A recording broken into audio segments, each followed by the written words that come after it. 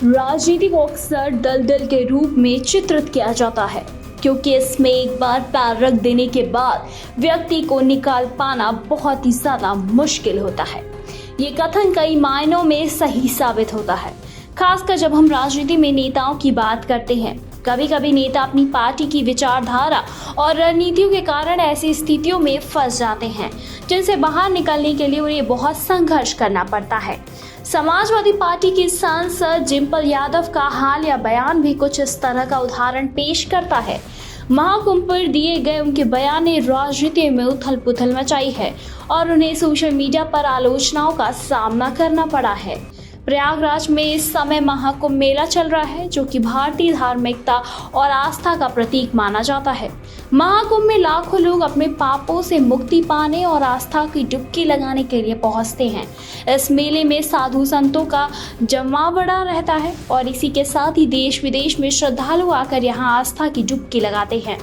इस वर्ष महाकुंभ में 75 मुस्लिम देशों की भी चर्चा हो रही है और ये दुनिया भर में सुर्खियों में है।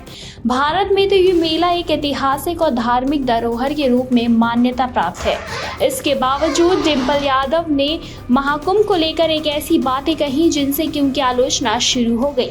डिंपल यादव ने महाकुंभ के आयोजन को लेकर कुछ सवाल उठाए। उन्होंने कहा कि महाकुंभ में आयोजन के लिए जो व्यवस्थाएं होनी चाहिए थी वो पूरी तरह से नहीं थी। उनका कहना था कि इस तरह से आयोजनों में कई बार कमियां रह जाती हैं। उदाहरण के तौर पर उन्होंने प्रयागराज में एक टेंट में लगी आग का जिक्र किया और कहा कि इस तरह की घटनाएं कहीं न कहीं व्यवस्थाओं की कमजोरी को दर्शाती है। उनका कहना था कि इस पर प्रशासन को गंभीरता से विचार करना चाहिए और इस बात का ख्याल रखना चाहिए कि भविष्य में ऐसी घटनाएं न हों। उनका यह बयान भाजपा को खटक गया, क्योंकि भाजपा ने पहले ही अखिलेश यादव पर महाकुंभ के आयोजन में होने वाली अव्यवस्थाओं को लेकर हमला किया था। डिंपल यादव ने जवाब देते हुए कहा कि महाकुंभ में कौन कब डुबकी लगाएगा ये किसी भी राजनीतिक दल का अधिकार नहीं है। ये हर व्यक्ति ये बयान हर तरह से भाजपा पर तंज था, जो उस मुद्दे को राजनीतिक दृष्टिकोण से देखने की कोशिश कर रही थी। डिंपल का ये बयान और उनका रवैया दिखाता है कि वो इस मामले को व्यक्तिगत अधिकार के रूप में देखती हैं और ये भाजपा द्वारा उठाए गए मुद्दों में काफी ज्यादा उससे इतर था।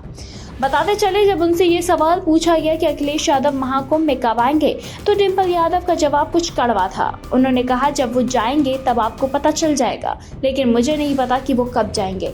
ये टिप्पणी काफी तीखी थी और मीडिया में चर्चा का विषय बन गई। डिंपल यादव ने ये स्पष्ट किया कि ये निर्णय केवल उनके पति अखिलेश यादव का है और भाजपा को इस पर टिप्पणी करने का अधिकार नहीं है। उनके इस बयान के बाद से सोशल मीडिया पर लोग उन्हें निशाना बना रहे हैं और उन्हें ट्रोल किया जा रहा है। डिंपल यादव का ये भी बयान कई लोगों को चौंकाने वाला है। वो आमतौर पर एक सौम्य और संयमती व्यक्ति के रूप में जानी जाती हैं, लेकिन इस बार उनके बयान ने राजनीति में एक नया मोड़ ले लिया। हालांकि उनके समर्थक इस बयान को सही ठहरा रहे हैं, क्योंकि वो इसे एक सशक्त महिला नेता के रूप में देख रहे हैं जो अपनी राय रखने से पीछे नहीं हटती। इसके विपरीत भाजपा समर्थकों ने इसे आस्था पर चोट पहुंचाने वाला बयान बताया और डिंपल को आलोचना का शिकार बनाया। महाकुंभ जैसा आयोजन न केवल धार्मिक दृष्टिकोण से महत्वपूर्ण होता है, बल्कि एक सामाजिक और सांस्कृतिक घटना भी होती है। इस तरह के आयोजनों में किसी भी तरह की अव्यवस्था या असुविधा को उजागर करना जरूरी होता है, ताकि प्रशासन भविष्य में उसे सुधार सके। डिंपल यादव ने इसी संदर्भ में अपनी बात रखी, लेकिन उनके बयान का राजनीतिक रूप से तोड़ मरोड़ कर इस्तेमाल किया गया। राजनीति में कभी कभी व्यक्तिगत आस्थाओं और विश्वासों का नकारा जाता है और किसी भी मुद्दे को पार्टी के दृष्टिकोण से देखा जाता है। डिंपल यादव का बयान राजनीति के दलदल का एक उदाहरण बनकर सामने आया है, जहां एक नेता को अपने विचार व्यक्त करने में बाधाएं आती हैं और इसे राजनीतिक मुद्दा बना दिया जाता है। उनके इस बयान से यह स्पष्ट होता है कि राजनीति में किसी भी बात को लेकर हमेशा दो दृष्टिकोण होते हैं और इन दृष्टिकोणों के बीच संतुलन बनाना बहुत मुश्किल होता है।